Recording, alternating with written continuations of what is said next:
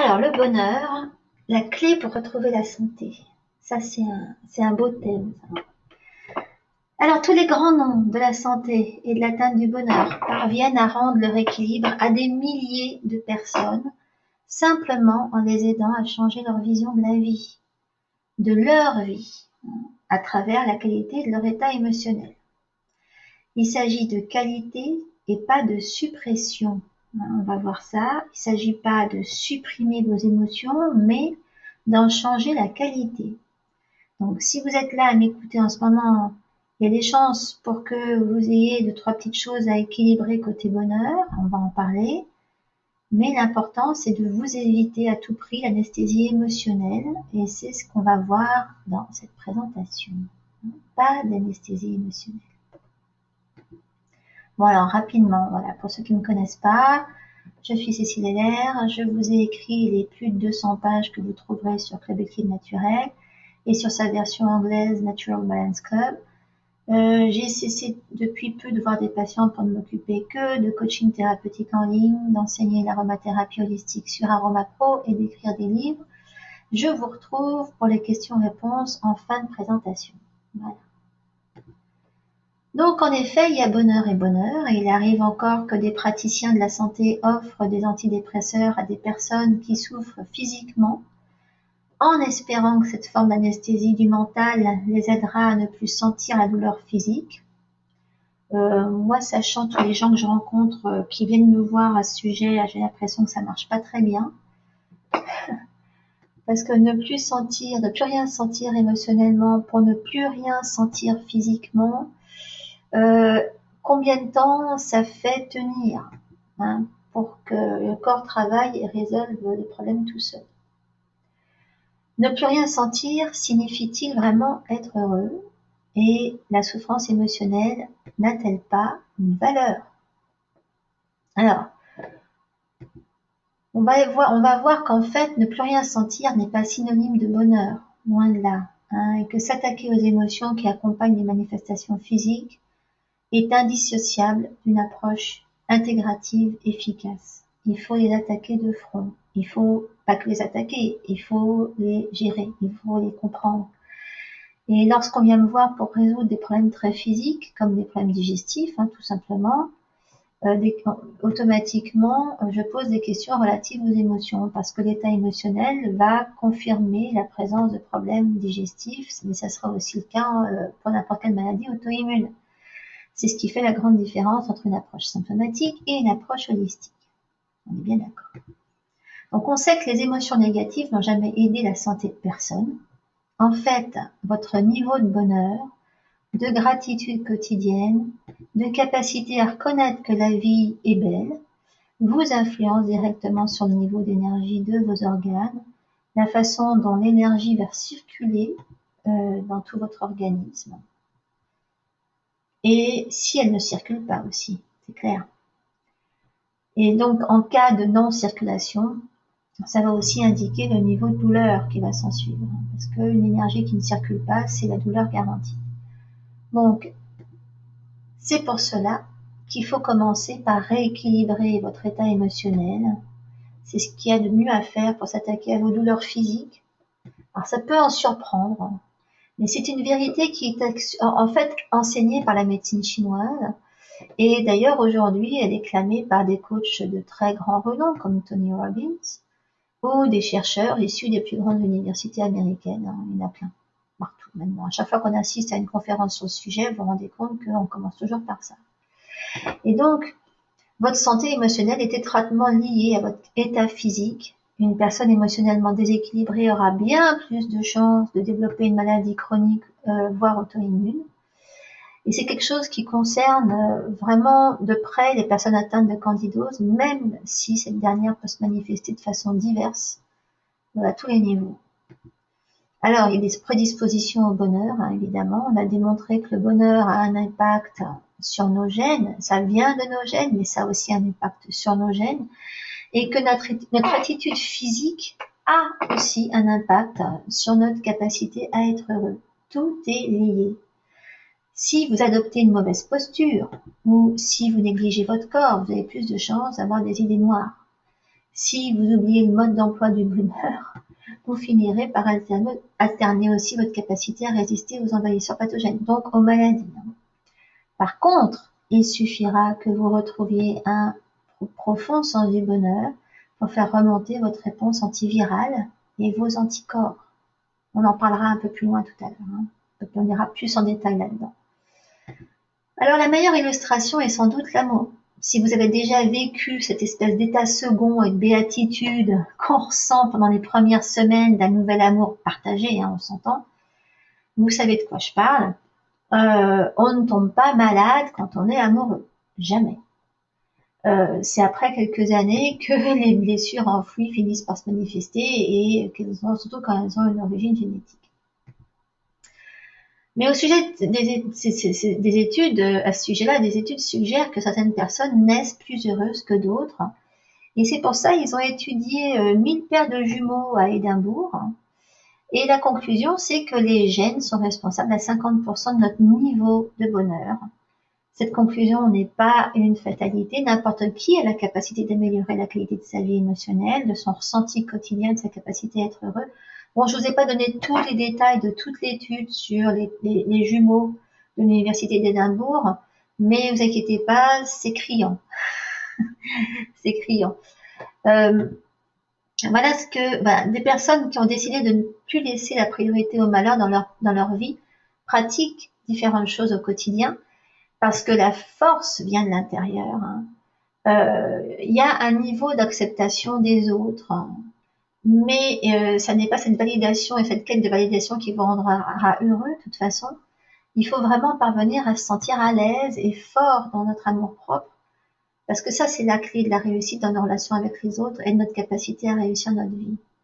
Et c'est drôle à ce sujet parce que j'en parlais encore hier, j'avais cette cliente qui a terminé 2 mois de coaching avec moi et qui s'est énormément transformée en 2 mois.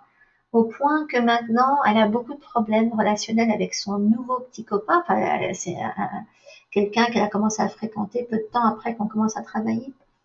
Et maintenant, elle a des problèmes, elle a des choses à résoudre avec lui parce que il y avait beaucoup de choses qu'elle faisait au départ pour éviter les formes de conflit, pour rendre les choses faciles, que maintenant elle ne veut plus. Elle veut plus faire autant de concessions. Maintenant, elle est arrivée à un point où elle s'est tellement détoxifiée émotionnellement que elle veut, elle a une forme de, elle reconnaît ce dont elle a vraiment besoin. Voilà. Elle a une forme d'acuité de ce qu'il lui faut dans la vie, et maintenant elle la réclame. Elle réclame cette qualité chez la personne avec qui elle veut partager du temps. Et je crois que ça rend un petit peu les choses compliquées entre eux deux en ce moment, mais c'est une bonne façon pour lui de me prouver qu'il l'aime vraiment. C'est un bon conseil pour toutes les femmes qui m'écoutent là en ce moment. Donc, il y a des circonstances qu'on ne peut pas contrôler ou qui n'ont pas tant d'importance que ça au final. Il faut savoir relativiser, il faut savoir se simplifier la vie. Et moi, je pense à ceux qui vivent dans la quête de la perfection, dans l'angoisse de l'échec ou du jugement des autres. Et là, j'ai beaucoup de gens qui me contactent et qui sont dans cette situation-là. Ils ont un besoin de s'affranchir du regard des autres et de leur critique. Et donc, ils ont besoin d'absolument tout contrôler et que tout soit parfait dans leur vie. Mais ça, c'est usant et ça rend malade, je vous le dis tout de suite. Et donc, il faut résister à tout prix au besoin de tout contrôler. Il faut lâcher prise. Bon, ça, c'est un art, ça peut demander des efforts conscients.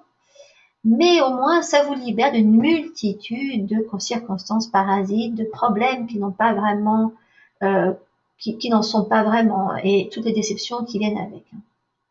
Et donc, il faut donner la priorité à ce qui est vraiment important dans la vie. Donc, il faut s'entraîner à lâcher les broutilles. Si vous y pensez, il y a des gens en face de la même circonstance qui vont penser que ça n'a pas d'importance et l'autre qui va penser que c'est une horreur, que c'est un lèse-majesté. Non, mais c'est vrai, on a tous une façon différente c'est ce dont je parlais aussi dans le webinaire sur le stress. On se stresse parce qu'on a une façon toxique de voir certaines choses.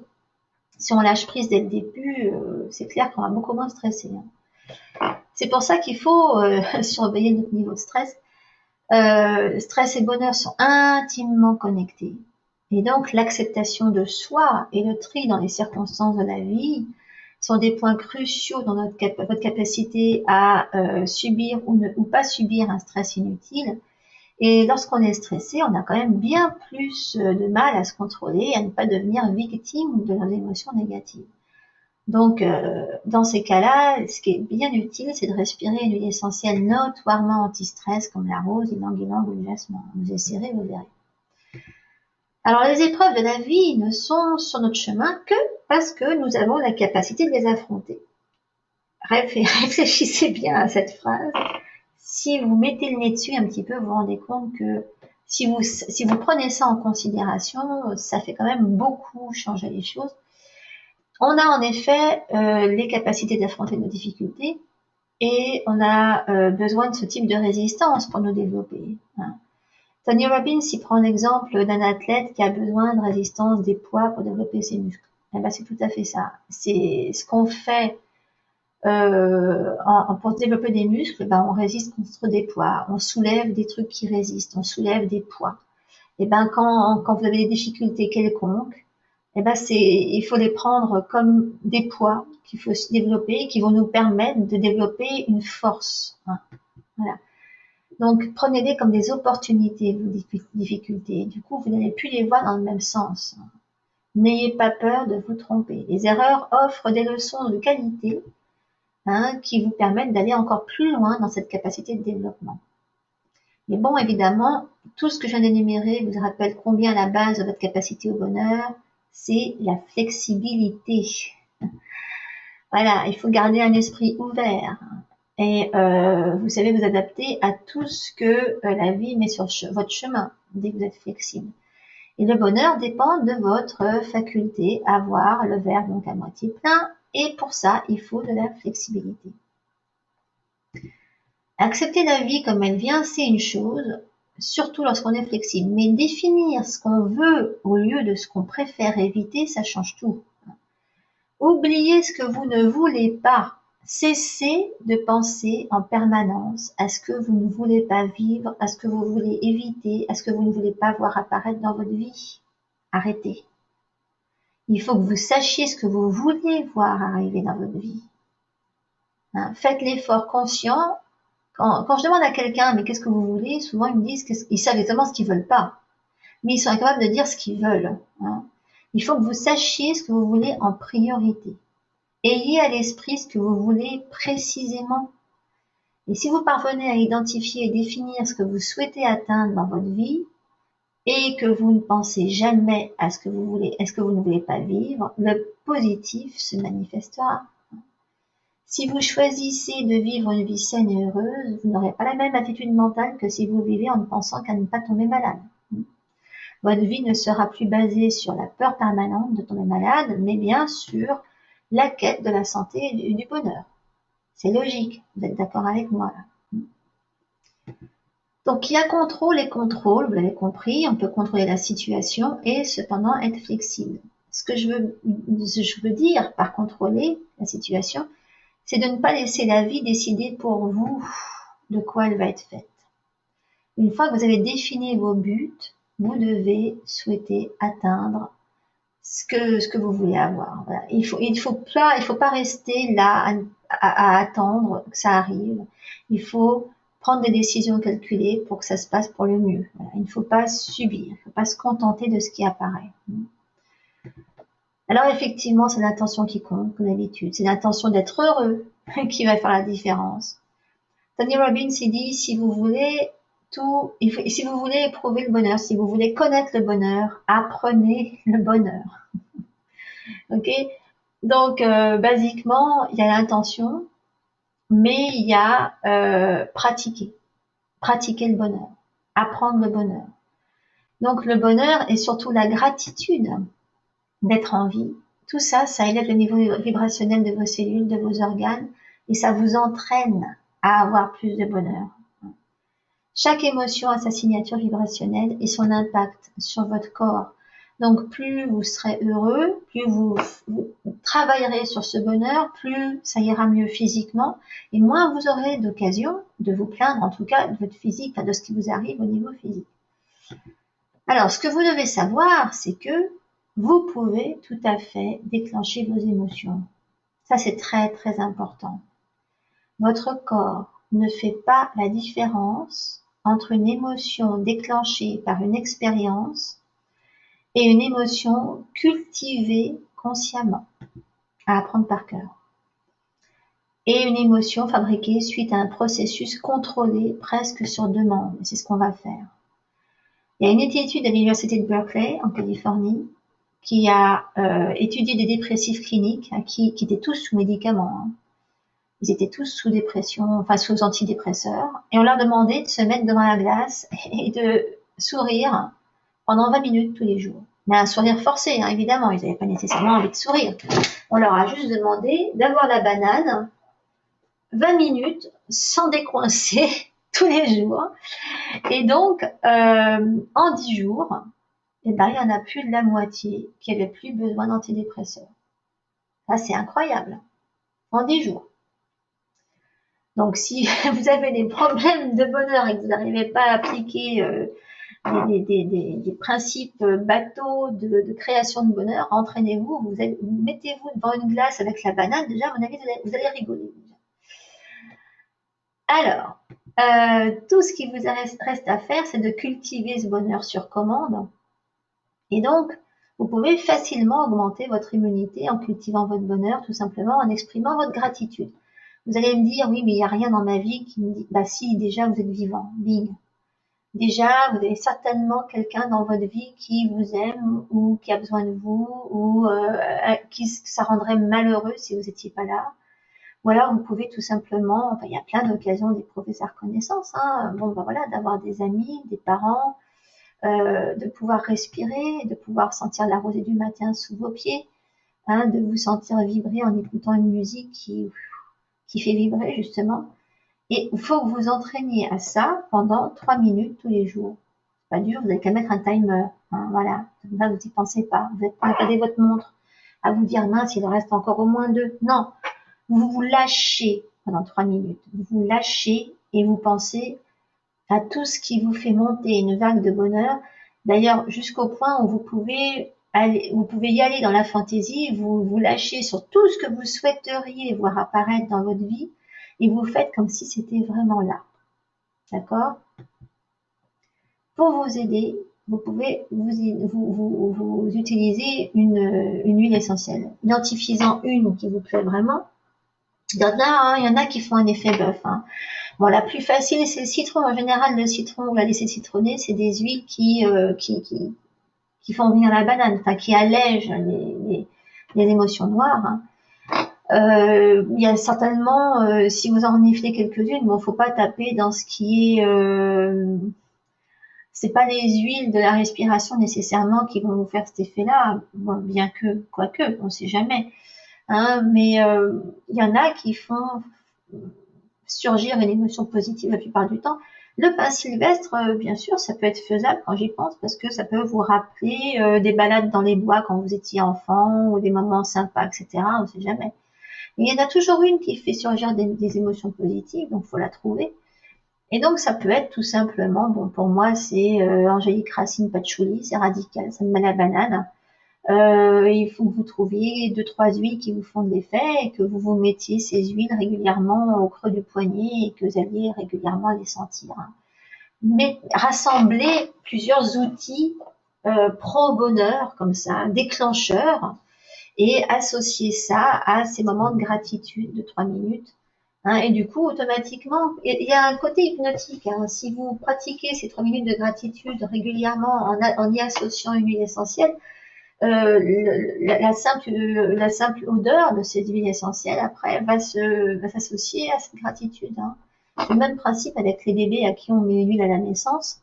Hein, et pendant qu'il est dans les bras de sa mère, c'est un côté, ça a un pouvoir hypnotique. Et il suffira après, même si la mère disparaît, il suffit de faire respirer au bébé cette huile qu'il a ressentie, enfin qu'il a senti quand il est dans les bras de sa mère, pour qu'il sente automatiquement un effet bien-être instantané. Et ben là, c'est un peu pareil. Vous pouvez vous créer ça en respirant une odeur qui vous fait vraiment plaisir, une huile qui vous fait plaisir, qui va en plus agir sur votre système nerveux. Hein, et et vous entraîner à éprouver 33 minutes de gratitude à ce moment-là. Donc, il faut que vous notiez aussi au jour le jour ce qui se passe de positif dans votre vie. Hein. Il faut la regarder embellir devant vous. Il faut reconnaître qu'effectivement votre vie va mieux quand vous faites tout ça. Il faut vous encourager à continuer. Hein. Il faut reconnaître tout ce qui vous arrive de positif. C'est un entraînement. Et reconnaître que vous êtes en capacité de participer à plus de bonheur. Hein. Et en même temps, du coup, au bonheur de ceux que vous aimez autour de vous. Parce que n'oubliez pas que plus vous serez rempli de cette positivité et de ce bonheur, plus vous serez capable de contaminer les autres autour de vous. Donc, c'est une façon aussi de vous occuper des gens que vous aimez.